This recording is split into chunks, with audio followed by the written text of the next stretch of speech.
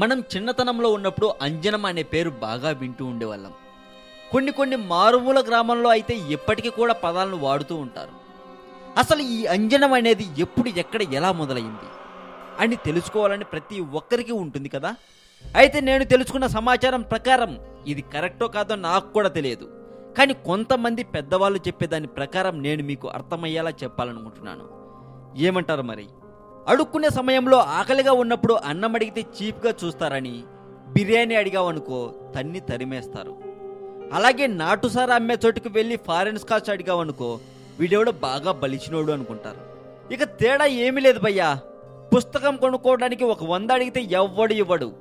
ఇప్పుడు నీ పక్కన కూర్చొని వీడియో చూస్తున్న నీ ఫ్రెండ్తో సహా అదే బార్కి వెళ్దామా మామా అని అడిగి చూడు, వాడు అప్పు చేసైనా సరే నీకు అడ్జస్ట్ చేస్తాడు. నేను చెప్పిన ఈ విషయం కరెక్ట్ అని నన్ను సపోర్ట్ చేసే వాళ్ళు మన తెలుగు మోజోకి సంబంధించిన తెలుగు మోజో కథలు అనే ఛానల్ ఇంకొకటి ఉంది, దానిని సబ్స్క్రైబ్ చేయండి. నేను చెప్పింది కరెక్ట్ అని సపోర్ట్ చేసేవాళ్ళు మాత్రం. ఒకవేళ మీలో ఎవరైనా సపోర్ట్ చేయకపోతే నీ ఫ్రెండ్ని బుక్ కోసం ఒక 100 డబ్బులు అడిగి చూడు. టాపిక్ మధ్యలో సొల్లేందిరా అని అడగాలని ఉంది కదా. ఎందుకు చెప్పానో చెబుతాను. అంజనం లాంటి విషయాలు మూఢనమ్మకాలో నిజాలో తెలియదు. కానీ మన మనుషులు మాత్రమే చాలా వరకు ఇలాంటి విషయాలకే బాగా అట్రాక్ట్ అవుతాం, నీ ఫ్రెండ్ బార్ కోసం ఇచ్చే డబ్బుల్లాగా. ఇప్పుడు టాపిక్లోకి వెళ్దామా? అంజనం అంటే కాటుక అని అర్థం. ఇంకొక అర్థంలో దూరంగా ఉన్న వస్తువులను వ్యక్తులను ఉన్న చోటనే ఉండి చూడటానికి అవకాశం కలిగించే ఒక తంత్ర విద్య అని కూడా చెబుతుంటారు. పల్లెల్లో అంజనం వేసి తప్పిపోయిన తమ పశువులను కనుగొనేవారు ఒకప్పుడు. అసలు అంజనం వేసి చూసినప్పుడు ఏమి కనిపిస్తాయో ఇప్పుడు మనం తెలుసుకుందాం. నేను తెలుసుకున్న సమాచారం ప్రకారం మాత్రమే చెబుతున్నాను. అంజన విధానం ఇలా ఉంటుందట. ముందుగా కొంత పూజా తతంగం మొత్తం ఉంటుంది.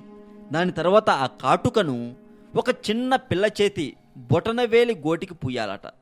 ఆ చిన్నపిల్లకు 10 ఏళ్ల లోపు వయసు ఉండాలి. ఆ పిల్ల ఎవరైనా కావచ్చు, కానీ ఆ పాపకు చిన్నతనం మాత్రం ఉండాలి. అంటే అబద్ధాలు చెప్పకుండా చూస్తున్న దానిని ఉన్నది ఉన్నట్లుగా చెప్పే వయసులో ఉండాలన్నమాట. ఆ పిల్లను గోటి మీద పూసిన కాటుకలోకి చూస్తూ ఉండమని చెప్పాలి.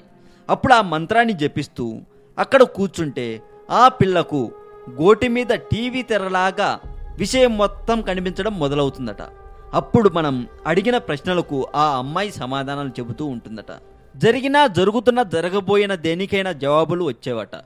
ఒకవేళ మనుషుల ప్రదేశాల్లో పేర్లు కావాలంటే అక్షరాల రూపంలో కనిపించేవట. చూసేవారికి ఏ భాష తెలిసుంటే ఆ భాషలోనే అక్షరాలు కనిపిస్తాయట. ఈ అంజనం వేసిన ప్రతిసారి కూడా ఒకే రకంగా ఆ దృశ్యం మొదలవుతుంది. చూసే చిన్నపిల్లలు మాటికి వేరువేరుగా ఉండేవారు, కానీ కనిపించే దృశ్యం మాత్రం ఒకటే ఉంటుంది. ఎందుకంటే ప్రతిసారి వాళ్ళు ఆ గోటిలో ఒకే సీన్ కనిపిస్తుందని చెప్పేవారట. అయితే ఆ గోటి మీద ఆ పిల్లలకు ఏం కనిపిస్తాయో తెలుసా? ముందుగా ఒక నల్లని స్త్రీ వచ్చి ఒక చోట ఊడ్చి కడిగి ముగ్గు వేస్తుందట. ఆ తర్వాత అక్కడ ఒక సింహాసనం వేస్తుందట. అప్పుడు అందులో ఆంజనేయ స్వామి వచ్చి ఆ సీన్ను నవ్వుతాడట. ఆమె ఒక నల్లని జెండా పట్టుకొని అక్కడే ఒక పక్కగా నిలబడి ఉంటుందట. అప్పుడు మనం మన ప్రశ్నలను అడగవచ్చు. మనం అడగరాని కొంటి ప్రశ్నలు అడిగినా, అసందర్భపు ప్రశ్నలు వేసినా జవాబు రాదు. ఆంజనేయ స్వామి గుడ్లెర్ర చేసి కోపంగా చూస్తూ జాగ్రత్త అన్నట్లుగా తోక చూపిస్తాడట. మన ప్రేలాపన ఇంకా అలాగే కొనసాగిస్తే కనిపించే దృశ్యం మాయమైపోతుంది అని కొంతమంది చెబుతూ ఉంటారు. ఆ నల్లని స్త్రీ ఎవరని వాళ్ళని అడిగినప్పుడు ఆమె పేరు నీలా పతాక అని, ఆమె పేరు దేవి ఖడ్గమాలలో వస్తుందని, ఆమె నిత్యా దేవతలలో ఒకరని, ఈ అంజన విద్యకు ఆమె అధిష్టాన దేవత అని కొంతమంది చెబుతూ ఉంటారు.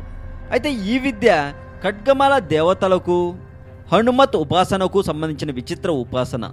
ఈ విద్యకు చాలా నియమ నిబంధనలు ఉంటాయట.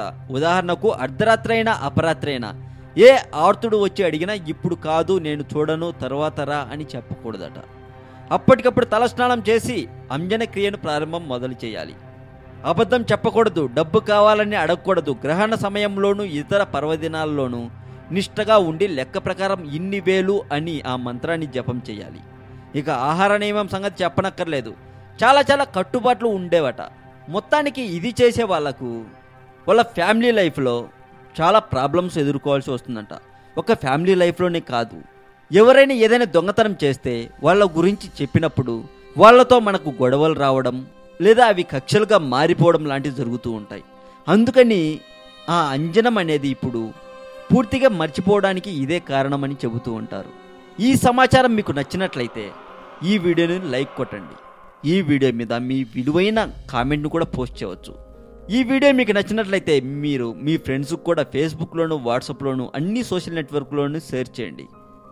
మరింత ఇలాంటి సమాచారం తెలుసుకోవాలని మీకుంటే సబ్స్క్రైబ్ చేయండి తెలుగు మోజో ఛానల్.